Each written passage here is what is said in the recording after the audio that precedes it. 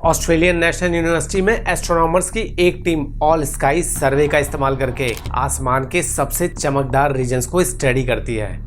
उसके बाद ये टीम साइडिंग स्प्रिंग ऑब्जर्वेटरी जाती है, जहां वो 2.3 मीटर टेलीस्कोप की मदद से इन एरियाज को और डिटेल में स्टडी करती है। इन ब्राइट रीजन्स को देखते टाइम उन्हें एक ऐसा स्पॉट दिखा जो उम्मीद से कहीं ज्यादा ब्राइट था।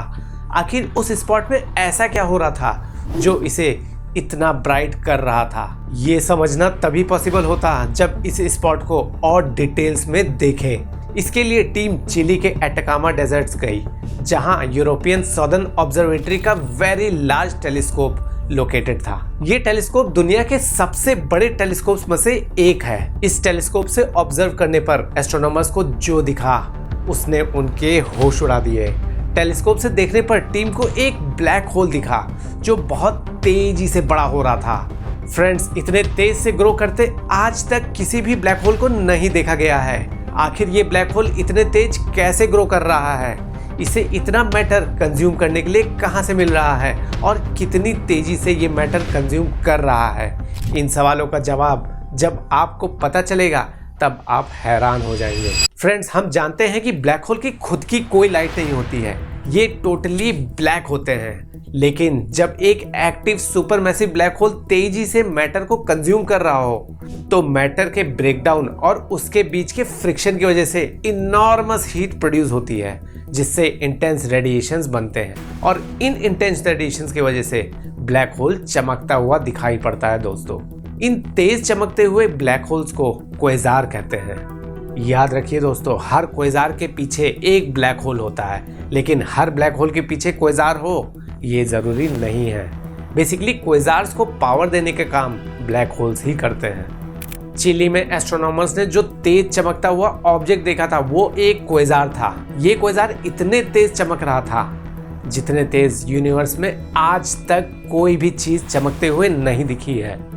एटलीस्ट जितना हम यूनिवर्स को ऑब्जर्व कर चुके हैं उतने में ये हमारे सूरज के 500 ट्रिलियन टाइम्स ज्यादा तेज चमक रहा था। इस ल्यूमिनोसिटी को हम इमेजिन भी नहीं कर सकते दोस्तों।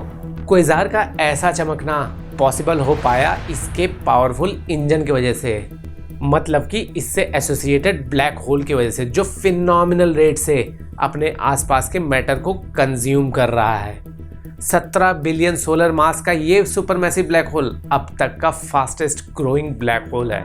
हर दिन ये ब्लैक होल एक सूरज जितने मैटर को हजम कर जाता है, यानी कि पूरे साल भर में 365 सूरज जितना मैटर कंज्यूम कर रहा है। इसको अगर बिगेस्ट ब्लैक होल फिनिक्स ए स्टार से कंपेयर करें तो 100 बिलियन सोलर मास वाला फिनिक्स ए स्टार साल भर में सिर्फ 60 सन जितना मैटर कंज्यूम कर रहा है। मतलब बकासुर भी फेल है इसके सामने। इतने हंग्री ब्लैक होल को कंज्यूम करने के लिए मैटर एक्रीशन डिस्क से मिलता है, जो इस ब्लैक होल के केस में 7 लाइट ईयर्स चौड़ा है। अर्थ के सबसे नजदीक स्टार अल्फा सेंटुराई हमसे लगभग 4 लाइट ईयर्स दूर है। अब इससे अंदाजा लगाइए ये एक्रीशन डिस्क कितनी ह्यूमोंगस है। फ्रेंड्स, ये ब्लैक होल जितने तेजी से ग्रो कर रहा है उससे आपके मन में कहीं ना कहीं ये ख्याल तो जरूर आ रहा होगा कि क्या ये ब्लैक होल भविष्य में कभी इतना मैसिव हो सकता है कि ये हमें खतरे में डाल दे। ये ब्लैक होल हमसे 12 बिलियन लाइट ईयर्स दूर है। इतने दूर होने पे ये हमारे लिए कोई खतरा नहीं है। लेकिन एक ब्लैक होल ऐसा भी है जो हमारे बेहद नजदीक है। ये इतने पास है कि साइंटिस्ट इसे black hole in our cosmic backyard कहते हैं। इसके बारे में और जानना चाहते हैं तो यहाँ क्लिक करिए।